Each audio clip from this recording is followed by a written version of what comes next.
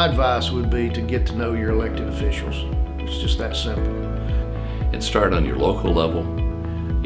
Most of the time, the council people, the mayor, are your neighbors, and then work up through the state and eventually through the federal government. And of course, try to utilize our professional staff at APWA. It's often unknown how frequently your rates may be going up. It could be your water rates, your wastewater rates, or even your taxes.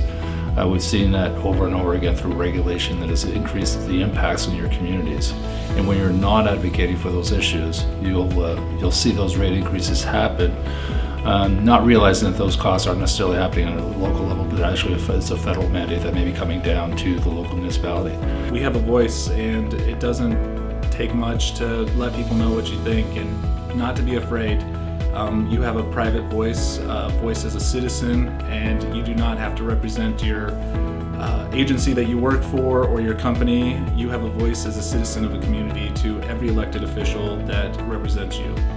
I would say the most important thing is to start when you're not asking for something, to reach out to your elected official and just give them an overview. Here's what we're working on. What do you think? You just have to remember one thing. You're the expert. The elected officials are not. Don't be afraid to just have a frank conversation with these folks. They get a lot of polish from professional associations. We call ourselves a professional association, but really we're just a bunch of, public works folks. We're a bunch of people that run backhoes or engineers and whatever. And we've gotten now to the point to realize that we have really interesting stories to tell. We have really interesting things that we do, and people at some point are interested in what we do. So go along with the person, let the person be the guide, and throw a question your way. Remember, you do this every day. You are regularly going in and making your pitch to the city manager. If you're a lower level employee, if you're a supervisor or manager, you're going to your director asking for the ability to do projects, to get funding for your budget. We go to our community every time during budget season to ask for funding.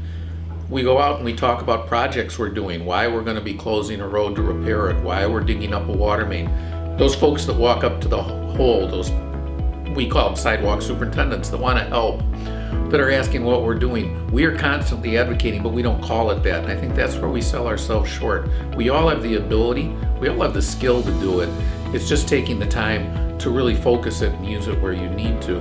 Go to your community, go to your state legislatures, go to your county boards. Make sure that you get them engaged. I believe it is essential that we advocate for public works, because public works serves many members in many capacities, and we serve the public in general. And advocating for the organization will help us leverage what we do to many other people. Public Works needs a voice for our future. First thing to do is go to your local APWA membership and find a person that actually is involved. Find either a chapter delegate or an alternate delegate, someone who's connected, and ask what you can do. Advice to somebody who is just getting started in the advocacy arena is go along with someone else who has some experience and basically see how it's done. APWA also has training opportunities regularly in advocacy.